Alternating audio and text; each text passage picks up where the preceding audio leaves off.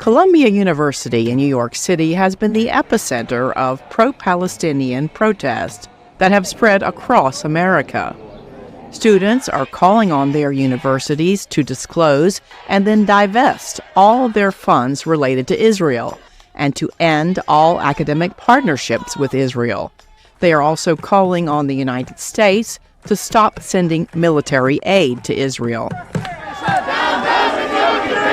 The protests are now spreading elsewhere in the world, including demonstrations Tuesday at Berlin's Free University in Germany.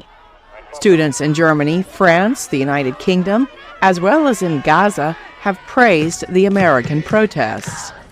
Iran has criticized the police crackdown on some campuses, with Supreme Leader Ali Khamenei tweeting out his support for U.S. students.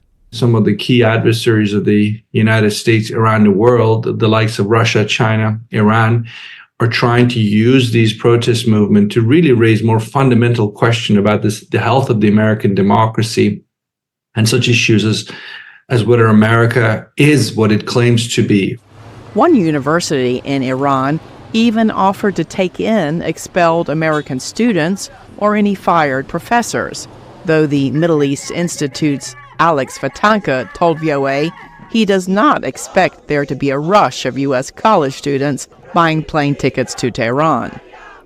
Another expert at the University of Chicago says he does not believe the protests will have the staying power of the massive U.S. student demonstrations against the Vietnam War in the late 1960s. Even though these are organic and even though these are people who care deeply about this issue, by and large, this is not as salient of an issue for large segments of the U.S. population, in the same way that the Vietnam War with the draft, for example. Chinese leaders have been largely silent on the protest. On a recent visit to China, where anti-government protests are strictly banned, Secretary of State Antony Blinken praised the campus protests. And in our own country, it's a hallmark of our democracy that our citizens make known their views, their concerns, their anger at any given time.